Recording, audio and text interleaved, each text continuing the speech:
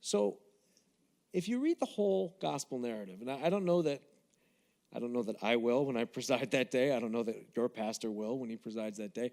But if you read the full narrative, it begins with a conversation between Jesus and the apostles who are at a distance from Bethany and need to go back there. And the apostles tell him, I don't think you can go back there. Last time you were there, they tried to kill you. Because by this point, the controversy that Jesus has stirred up is really getting ugly. People had picked up stones at the end of the Bread of Life discourse to stone him. And Jesus puts himself in harm's way for the raising of Lazarus. I think that's a detail of the story that we shouldn't miss in our understanding of it. It's not just a foreshadowing of the resurrection, although it is. It's an act of bravery on Jesus' part. It's an act of self-sacrifice on Jesus' part and on the part of the apostles. St. Thomas, at one point in the narrative, and I never know if this is meant to be brave or kind of like sarcastically resigned, says, well, let's us go to die with him too.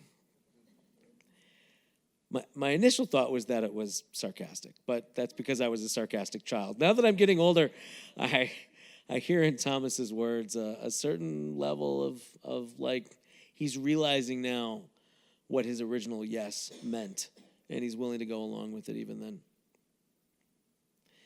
So the line, John 11:25-26, which is also a line we often hear at Catholic funerals, I am the resurrection and the life. Those who believe in me, even if they should die, will live, and everyone who lives and believes in me will never die. This is, in fact, how Jesus responds to, in some ways, to the threat of his own personal danger as he goes to visit Lazarus. Now, he's saying this specifically to Martha, but it's a result of the conversation he has with his disciples. Jesus has no fear of death because he understands that life is a gift from the Father and that his life is going to be taken away when the Father's ready to take it away, and it'll be restored when the Father's ready to have it restored. This is the third way that John is playing around with this idea of what is it that transforms Christians? What is this thing about encountering Christ that changes us? So the symbol here is life. But again, it's life beyond any life that we have because it's clear death is not going to have dominion over it. Even those who lose their lives will receive them back if they are about the Father's business. That's essential to our understanding of what's going on in the raising of Lazarus.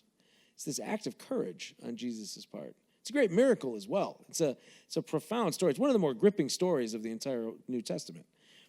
But there's an aspect of the self-sacrificial love that Jesus is teaching that colors even this particular narrative.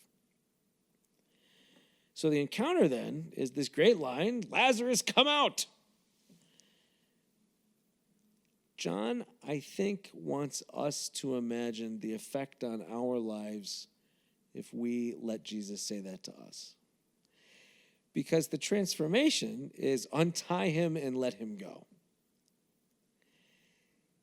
There is probably, I'll speak for myself, letting Jesus say that to me untangles a lot when I believe.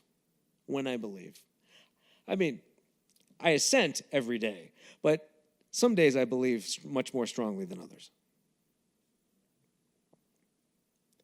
So the lesson, Jesus' own act of courage has a transformative effect on me.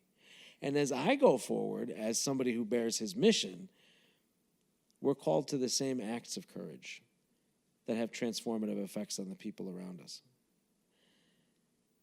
We read this gospel in Lent not just as a foreshadowing of Easter, although it is.